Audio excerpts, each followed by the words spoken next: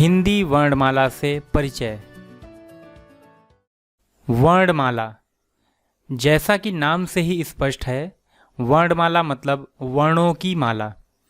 एक ऐसी माला या समूह जिसमें सभी वर्णों को एक व्यवस्थित क्रम में रखा या लिखा गया हो। हिंदी वर्णमाला में वर्णों की कुल संख्या 52 है।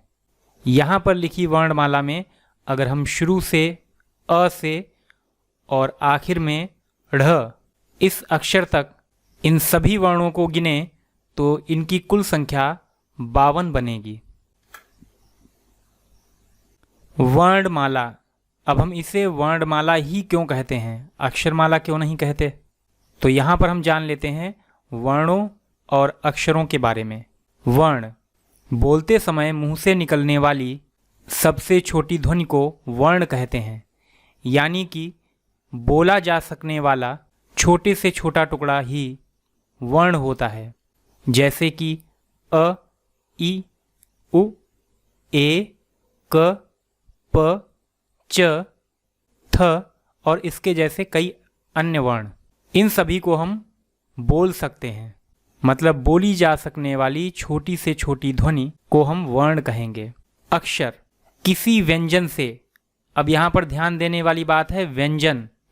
अभी ऊपर जो लिखे हुए हैं इनमें से कुछ स्वर हैं, अ, ई, उ और ए। बात स्वरों की नहीं, व्यंजन की जब बात होगी तब किसी व्यंजन से जब अ वर्ण को निकाल दिया जाता है तब यह अक्षर कहलाता है। अ के निकल जाने के कारण अब इनकी वर्तनी आधा क, आधा प, आधा च, आधा थ आदि हो जाएगी और इन्हें बोलने में भी कठिनाई होगी। अब यहाँ पर आप देख सकते हैं कि जब इस अक्षर के साथ में अ वर्ण जुड़ा हुआ था तब हम इसे क उच्चारित कर रहे थे, प उच्चारित कर रहे थे, इनको हम आसानी से बोल सकते थे। लेकिन अब इसमें से अ निकल गया है तो अब ये सिर्फ एक अक्षर बचा जो कि है आधा क, और इसको बोलने के लिए आपको बहुत प्रयास करना होगा, तब जाकर शायद थोड़ी सी आवाज़ आपके गले से निकल पाए। दूसरे शब्दों में यदि अक्षर का शाब्दिक अर्थ देखें तो इसका मतलब होता है जिसका शर न हो सके, अर्थात जिसका खंड न किया जा सके। अतः सभी स्वर विहीन व्यंजन ही अक्षर होते हैं, मतलब ऐसे व्यंजन जिनसे अ स्वर को निकाल दिया जाता है तो वो अक्षर रह जाता है। अब हमारे ऊपर वाले प्रश्न का उत्तर हमें मिल गया, क्योंकि वर्णमाला वर्णों का समूह है न कि अक्षरों का, इसीलिए इसे वर्णमाला कहते हैं। वर्णों के भेद। वर्ण दो प्रकार के होते हैं, एक जिन्हें हम बोलते हैं स्वर और दूसरे जिन्हें हम बोलते हैं व्यंजन। स्वर वे वर्ण जो स्वतंत्र रूप से बोले जाते हैं, यानी कि जिन्हें बोलने में किसी दूसरे वर्ण की सहायता नहीं लेनी पड़ती, उन्हें स्वर कहते हैं। हिंदी वर्णमाला में स्वरों की संख्या 11 होती है, जो कि आपके सामने लिखे हुए दिखाई दे रहे हैं, अ से औ तक। इसके बाद में अभी दो और हैं, अंग और अह, लेकिन ये अयोगवाह की श्रेणी में आते हैं। अयोगवाह, इनकी संख्या 2 होती है। अनुस्वार, जिसे हम अंग बोलते हैं, और विसर्ग, जिसे हम अह बोलते हैं। क्योंकि ये न तो स्वर के अंतर्गत आते हैं और न ही व्यंजन के अंतर्गत आते हैं, बल्कि ये स्वर एवं व्यंजन के बीच की कड़ी हैं, जिनमें स्वर एवं व्यंजन दोनों गुण पाए जाते हैं। लेकिन ये स्वर के अंत में अवश्य लगते हैं, मतलब इन्हें लिखा स्वरों के अंत में ही जाएगा, औ के बाद अंग अह। यदि अयोगवाह को भी शामिल कर लें तब कुल स्वरों की संख्या 13 हो जाती है। वैसे स्वरों की संख्या 11 ही है। व्यंजन, जिन वर्णों या अक्षरों को बोलने में किसी स्वर की सहायता लेनी पड़ती है उन्हें व्यंजन कहते हैं। स्वर में हमें किसी की सहायता नहीं लेनी पड़ती, स्वर सीधे स्वतंत्र रूप से बोले जाते हैं, जबकि व्यंजन को बोलने में हमें किसी स्वर की सहायता लेनी पड़ती है।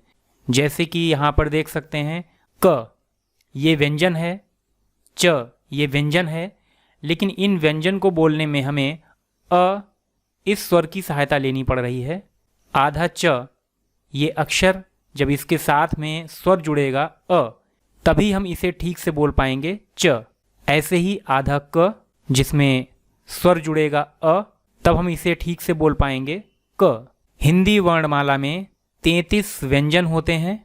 संयुक्त व्यंजन एवं अतिरिक्त व्यंजन को शामिल कर लेने पर कुल व्यंजनों की संख्या 39 हो जाती है। व्यंजनों की संख्या 33 है, जो कि क से आप गिनना शुरू करेंगे ह तक, तो ये 33 व्यंजन हैं। इसके बाद के 4 संयुक्त व्यंजन हैं, क्ष, त्र, ज्ञ और श्र, और 2 अतिरिक्त व्यंजन हैं, अड़ और अढ़। इसके अलावा क, ख, ग, घ, अंग, ये पूरी पंक्ति क वर्ग के अंतर्गत आती है। इसी तरीके से च, छ, ज, झ, इयां, ये च वर्ग में आते हैं। अगली पंक्ति ट वर्ग में आती है, इसके बाद में त वर्ग और इसके बाद प वर्ग। तो इस तरीके से यहाँ पर 5 वर्ग हैं जिनके अंतर्गत ये 5 पंक्तियाँ आती हैं। अब अंत में हम जान लेते हैं संयुक्त व्यंजन और अतिरिक्त व्यंजन के बारे में। संयुक्त व्यंजन, संयुक्त व्यंजन एक से अधिक व्यंजनों का संयुक्त रूप हैं, अर्थात ये 2 या 2 से अधिक व्यंजनों के मिलने से बनते हैं, इसीलिए ये संयुक्त व्यंजन कहलाते हैं। हिंदी वर्णमाला में संयुक्त व्यंजनों की कुल संख्या 4 है। 4 संयुक्त व्यंजन हैं और ये एक से अधिक व्यंजनों को साथ में मिलाकर बने हैं। जैसे कि यहाँ पर क्ष, ये बना है आधा क आधा श, और इन दोनों को मिलने के बाद में हम इसे ठीक से उच्चारित कर सकें, इसके लिए साथ में जुड़ेगा अ। इन सभी के योग को हम क्ष उच्चारित करेंगे। ठीक इसी तरीके से आधा त, आधा र और अ स्वर, इन सभी के मेल से बनेगा त्र। आधा ज, आधा इय और अ, इन सभी के मेल से बनेगा ज्ञ। हिंदी में हम इसे ज्ञ भी बोल देते हैं, जबकि संस्कृत में हम इसे ज्ञ से उच्चारित करते हैं। अगला है आधा श, आधा र और साथ में अ, इन सभी के मेल से बनेगा श्र।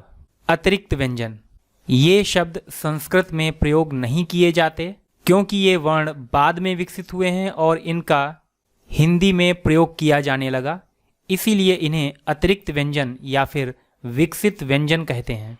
क्योंकि इनका विकास बाद में हुआ है, इसीलिए इन्हें विकसित व्यंजन की भी संज्ञा दी जाती है। हिंदी वर्णमाला में अतिरिक्त व्यंजनों की कुल संख्या 2 है, जो कि हैं अड़ और अढ़। ये व्यंजन आपको किसी शब्द के बीच में या फिर अंत में ही देखने को मिलेंगे।